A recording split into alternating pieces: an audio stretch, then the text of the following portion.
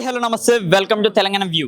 రీసెంట్గా మనకి చార్మినార్ దగ్గర ఒక ఫైర్ యాక్సిడెంట్ అయితే జరిగింది. ఈ ఫైర్ యాక్సిడెంట్ లో సుమారుగా 17 మంది చనిపోయినట్టయితే మనకైతే సమాచారం అయితే అందింది. మరి ఈ ప్లేస్ దగ్గర మనం అయితే వచ్చేసాం చార్మినార్ దగ్గరికి. ఇక్కడ మనం అయితే చూడొచ్చు మెయిన్ గా పోలీసులు మొత్తం వీళ్ళంతా కూడా బందోబస్తు అంతా కూడా ఏర్పాటు చేశారు. మనం కరెక్ట్ గా చూసుకుంటే ఇదే బిల్డింగ్ అనమాట. ఈ బిల్డింగ్ లోపలే ఫైర్ యాక్సిడెంట్ అయితే జరిగింది. ఇక్కడే మనకి ఏసీ ఫైర్ అయ్యి ఏసీ పేలిపోయి అక్కడ మంటలన్నీ రావచ్చు. మనం ముఖ్యంగా కూడా అక్కడ స్థానికులు చాలా మంది కూడా చెప్తున్నారు ఈ యొక్క డోర్ ని ఎవరికైనా లాక్ చేశారంట. అంటే నైట్ ఎవరైనా సరే వస్తారేమో అన్న భయంతోనే లాక్ చేశారంటే కేవలం దాని వల్లే ఇక్కడ 17 మంది చనిపోయారని కూడా తెలుస్తుంది. కిషన్ రెడ్డి గారు రీసెంట్ గా కొన్ని మాటలు అయితే చెప్పారనమాట. ఇక్కడికి వచ్చిన ఫైర్ యాక్సిడెంట్ అది ఫైర్ సిబ్బంది ఎవరైతే ఉన్నారో వాళ్ళకి సరిగ్గా మాస్క్ లేవని, అలాగే ఏదైతే అంబులెన్స్ వచ్చిందో అంబులెన్స్ దగ్గర కూడా సరిగ్గా ఆక్సిజన్ మాస్క్ లేవని కూడా ఇక్కడ నాయకులు చెప్పడం అయితే జరిగింది. ఒకసారి మనం ఇక్కడ ఉన్న ప్రజలను కూడా ఒకసారి కనుక్కొని అయితే చూద్దాం అనమాట. ఇక్కడ అసలు ఏం జరిగింది, ఇది అసలు ఎలా జరిగింది, మెయిన్గా ఇక్కడ కుదిరితే ఇక్కడ ఉన్న పోలీస్ సిబ్బందితో కూడా మాట్లాడే ప్రయత్నం అయితే చేద్దాం.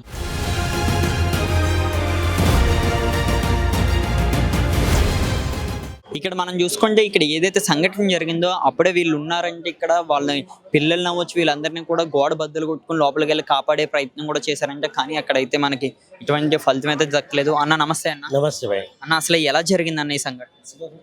यहाँ 6 o'clock को हम लोग 6:10 को इधर से आया। हम लोग तो 2 लेडी थर के ऐसो रो रहा था कि हम बचाओ बचाओ हमारा फैमिली है बोल के। तो हम लोग फ्रेंड्स वगैरह था पूरे मिलके ऐसो उसका हेल्प किया। वो पीछे का वो शटर है तोड़ के करके अंदर घुस के हम लोग गया अंदर। तो अंदर आँच बहुत था, फायर ब्रिगेड बहुत था। तो हम लोग थोड़ा वेट कर लिया। फिर हुकूमत भी आ गया था, फरीशन भी आ गया था, वो मिलके भी काम करे, हम लोग भी मिलके काम करे। थोड़ा देर होने की तरफ से वो आँच ज़्यादा था ना, तो अपन किसी को बचा नहीं सके न, तो लोग भी बच जाते थे। अंदर पूरा डैमेज हो गया था, पूरा लेडी वगैरह वो चिल्ड्रन से छोटा पूरा जल गया था पूरा। वो एक को हाथ में पकड़ के लाया, नीचे पूरा लेके गया। और बेहद अफसोस है हमारे को कि हमको शौक नहीं है मीडिया वगैरह का, उन लोग की जान गई, हमारे भी तकलीफ है। वो अल्लाह उन लोगों को मगफिरत करे, मुसलमान रहो या हिंदू रहो मगफिरत करे अल्लाह। एक इंसान है, बस हम ये दुआ करेंगे कि उन लोग को मगफिरत करे अल्लाह, बस और शांति से उन लोग को रखे बस। అన్న మరో విషయం అన్న, ఇక్కడికి వచ్చిన అంబులెన్స్ అలాగే ఫైర్ వ్యాన్స్ వీటి एग्जैक्ट सही टाइम पे वो लोग भी आ गया, मगर आज बहुत रहने की तरफ से वो हो रहा है। वो अपना फायर ब्रिगेड वगैरह पुलिस वगैरह पूरा एग्जैक्ट टाइम पे आएगा। जब भी आ गया वो मैडम को भी मालूम है, थोड़ा बहुत है आगे पीछे हुआ, वो फायरिंग बहुत था आज बहुत रहने की तरफ से वो हो गया। ఇక్కడ అయిపోయింది అన్న అదొకటి అన్న, అంబులెన్స్ లోని అలాగే ఫైర్ యాక్సిడెంట్ వ్యాన్ లోని కూడా ఆక్సిజన్ మాస్క్ లేవు అన్నట్టు చాలా మంది మాట్లాడుతున్నారు కదా. ఇట్లా అయింది ఎందుకంటే తొందరగా పిలిచింది కదా, అయినా మర్చిపోయింది, ఇట్లానే అయింది. ఇక్కడ మొత్తం పిల్లల్ని వీళ్ళందరినీ మీరు చూసారా? చూసారా? మేమే తీసినాం కదా, బయట నుంచి కింద నుంచి మేమే తీసినాం. 3 పిల్లలు ఉన్నది. ఇప్పుడు చూద్దాం ఏమైంది, తర్వాత మళ్ళీ పిఎస్సి పోయి మాట్లాడదాం. మొత్తం 20 మందిలోని 17 మంది 17 టోటల్ 17 మెంబర్స్ టోటల్.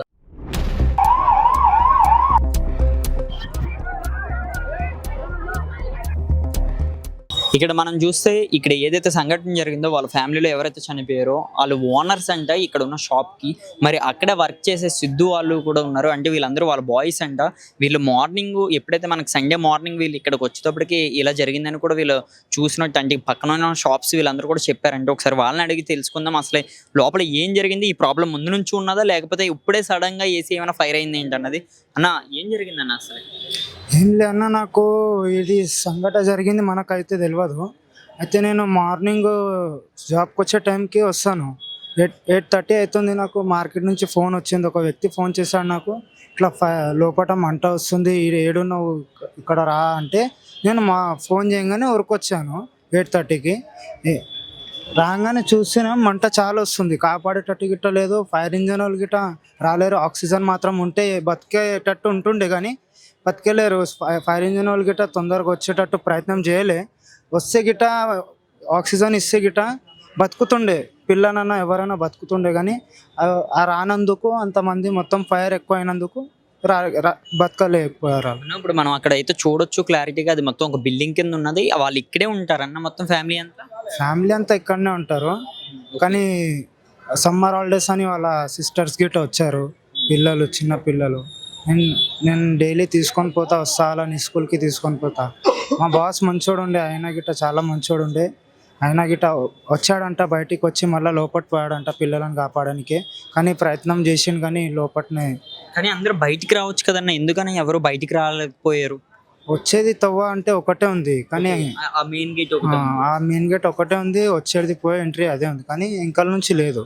ఇది ఒకటే ఉంది కాబట్టి దాంట్లో గాలి గిట్ట పోకుండా ఎవరు రాకుండా అట్లా ఉంది. ఒకటే ఎంకల్కే నేను తవ్వలేదు. ఒక ఏడు నుంచి వస్తామో ఆడనే మంట ఎక్కువ తాకింది కాబట్టి ఆ రాలేకపోయారు అంతే. అసలు ఈ మంట అసలు ఎలా స్టార్ట్ అయింది అనుకోవచ్చు. చాలా మంది ఇప్పుడు మేము బయట మనం వార్తలు గట్ట చూసుకుంటే ఒక ఏసీ ఏదైనా ఫైర్ అయ్యి అంటున్నారు. అసలు ఏం జరిగిందని అంటారు కానీ ఏసీ షార్ట్ సర్క్యూట్ అని చెప్తారు కానీ అందరు అదే అంటారు. ఏసీ బ్లాస్ట్ అయిందేమో, లోపల గ్యాస్ వెళ్ళి ఏదో ఒకటి అయి ఉంటుంది.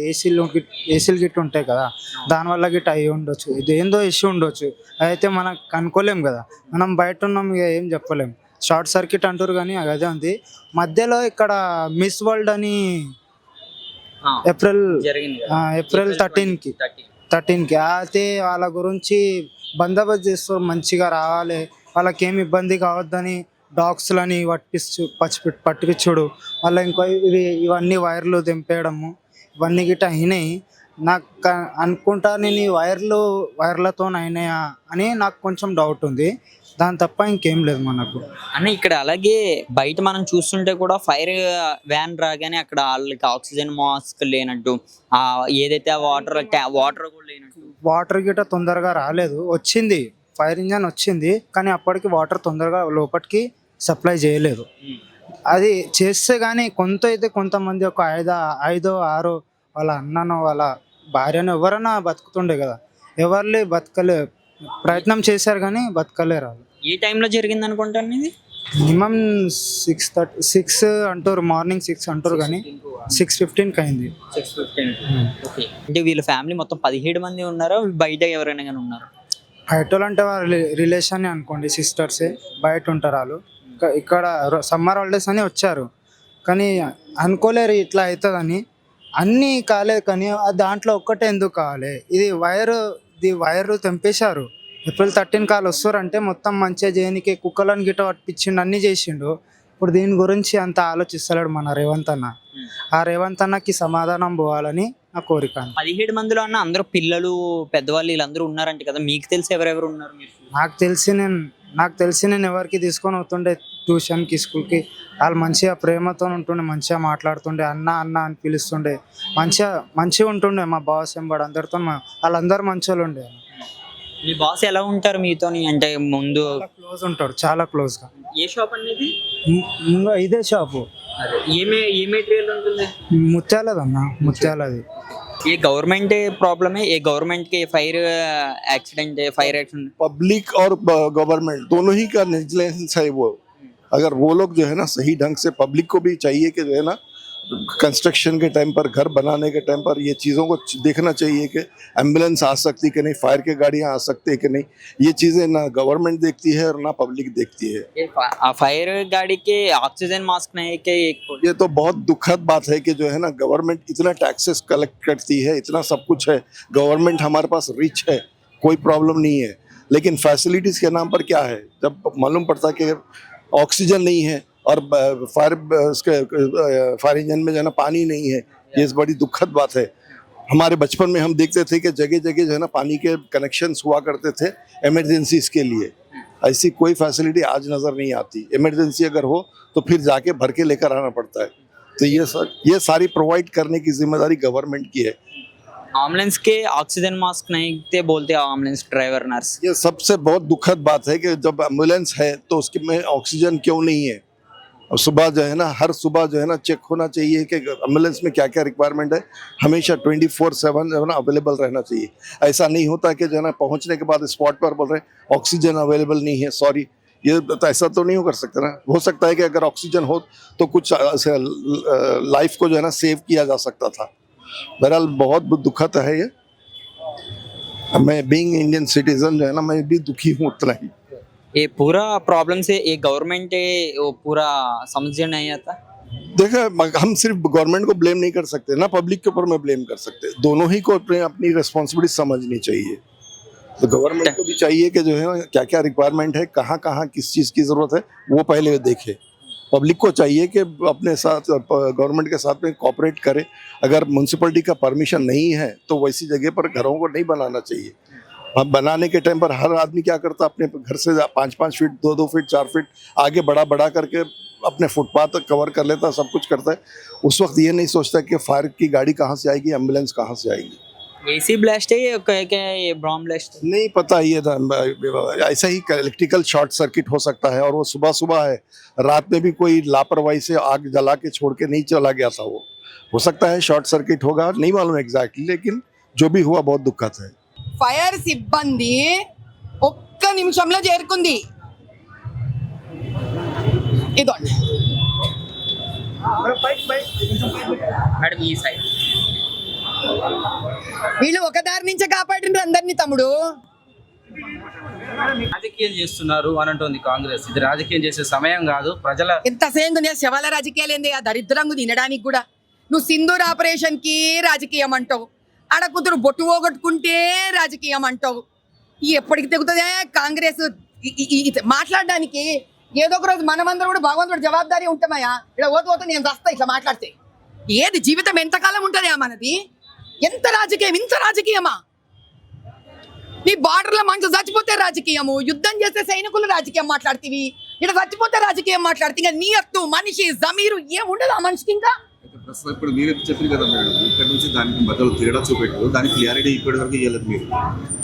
అరే ఫైర్ ఇంజిన్ వాళ్ళు కదా, నేను ఎట్లా ఇస్తాను? వాళ్ళు చెప్తావు నేను కనిపెడితే ఇప్పుడు తీసుకాదని. ఈ రోజు నాకున్న డేటా మీద నేను క్వశ్చన్ మార్క్ వేస్తున్నా.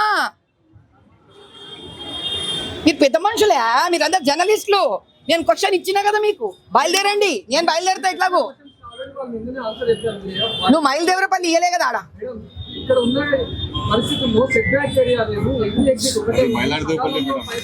చంద్రాయణ గుట్టలో జరిగింది తమ్ముడు. ఇదో Hyderabad 50 people were trapped in a building that caught fire. వచ్చింది ఇక్కడ చంద్రాయణ గుట్ట నుంచి. నీకు ఒకటి రెస్క్యూ చేసింది ఎట్లా? 90 నిమిషాల తర్వాత. Let us understand the timing. ఎట్లా రెస్క్యూ చేసిండ్రు? ముందున్న గ్రిల్లే, ఇంతనే గ్రిల్ తమ్ముడు. ఆడ కూడా కన్స్ట్రక్షన్ కూడా జరుగుతుంది పైపెచ్చు లోపలికించి. ప్రభుత్వం నిర్లక్ష్యం అంటారు, కుట్రకోణం అంటారు. ఆ విషయాన్ని స్ట్రేట్ గా తిప్పకండి మేడం. ఎక్కడ మీరు వాడుతున్న పెద్ద పెద్ద పదాలు నేనేడా వాడినా? నేను కుట్రా గిట్రా అంటలేను. Efficiency, work efficiency. ఒక చోట అంత ఎఫిషియెంట్ గా పనిచేయగలిగితే సేమ్ ఎఫిషియన్సీ ఇక్కడ ఏమయ్యింది అని అడుగుతున్నా. 11 వచ్చినాయి కదా, ఏమో ఒక్కడు కాదు 2 కాదు కదా, 11 వచ్చినాయి కదా. ఇద్దరు మనుషులు ఆక్సిజన్ లెక్క ఎట్లా చచ్చిపోతారు? అంబులెన్స్ వెళ్ళిపోతే 3rd degree బన్స్ చచ్చిపోయినారంటే ఆ మాత్రం సైన్స్ మెడిసిన్ నాకు కూడా తెలుసు. నువ్వు 3rd degree బన్స్ చచ్చిపోయినారంటే ఓకే. 3rd degree బన్స్ చావలే ఇద్దరు, కేవలం ఆక్సిజన్ అందక చచ్చిపోయినారు చోకై. అంబులెన్స్ లో పోతూ అంత దాకా రీచ్ అవుతూ. కాబట్టి తెలియాలా ఏంది కథ? నేను ఒకటే అడుగుతున్నా. నాన్న నీ దగ్గర ఇంత ఎఫిషియంట్ ఫైర్ సిస్టమ్ ఉన్నప్పుడు 90 నిమిషాల తర్వాత నువ్వు వెళ్ళి 50 మందిని కాపాడుకున్నప్పుడు నలుగురిని కాపాడుకోలేవా తండ్రి? 11 ఫైర్ ఇంజన్లు 1 minute లో తెచ్చుకొని. అంతే. ఇక్కడ చార్మినార్ దగ్గర మనం ఇప్పుడు ఏదైతే యాక్సిడెంట్ జరిగిందో దాని ఆపోజిట్ లోనే ఉన్నాం మనం. ఇక్కడ ఎగ్జాక్ట్ గా చూసుకుంటే చార్మినార్ నుంచి ఈ బిల్డింగ్ కరెక్ట్ 4th బిల్డింగ్ అనమాట. 4వ బిల్డింగ్ దగ్గర మనం అయితే ఉన్నాం. ఈ 4వ బిల్డింగ్ దగ్గర చాలా మంది కూడా మాట్లాడారు. వాళ్ళందరూ కూడా చాలా ప్రయత్నించారంట. అంటే ఆ ప్రాణాలు కాపాడొచ్చు, ఆ 17 మందిని కూడా కాపాడొచ్చు అని వీళ్ళు సెకండ్ విండో నుంచి కూడా, సెకండ్ డోర్ నుంచి కూడా పైకి వెళ్ళడం అయితే జరిగిందంట. కానీ వాళ్ళని కాపాడలేకపోయారంటే అప్పుడు కూడా చిన్నపిల్లలు స్పృహ తప్పిపోయి, ఎందుకంటే వాళ్ళకి ఆక్సిజన్ అందుక, ఇది కూడా మార్నింగ్ కాబట్టి మార్నింగ్ ఎంతో ఆక్సిజన్ తీసుకుంటారు కాబట్టి వాళ్ళకి ఆక్సిజన్ అందుక వాళ్ళ కళ్ళు తిరిగి కింద పడిపోయినా సరే వీళ్ళైతే కాపాడలేకపోయారంటే. అదే టైంలోకి ఇక్కడైతే మనకి అంబులెన్స్లు కూడా వచ్చినాయి. మరొకటి ఏంటంటే అంబులెన్స్లో చాలా మైనస్ పాయింట్, వాళ్ళ ఆక్సిజన్ మాస్కులు తేవకపోవడం వల్ల కూడా ఇక్కడ కొన్ని ప్రాణాలు కోల్పోయినట్టు కూడా ఇక్కడ ప్రజలైతే చెప్తున్నారు.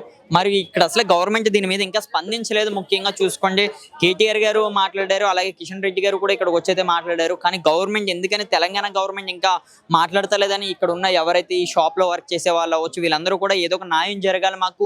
ఇది కేవలం గవర్నమెంట్ ఏ పని చేయకుండా, గవర్నమెంట్ రీసెంట్గా మిస్ వాళ్ళకి సంబంధించి ఈ రోడ్ అంతా క్లీన్ చేసేటప్పుడు ఫైర్ వల్ల ఎలాగైతే జరిగింది.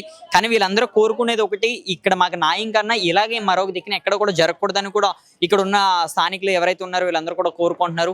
మరి ఇటువంటి వీడియోస్ కోసం మా ఛానల్ అయితే సబ్స్క్రైబ్ చేసుకోండి. నేను మీ అరవింద్.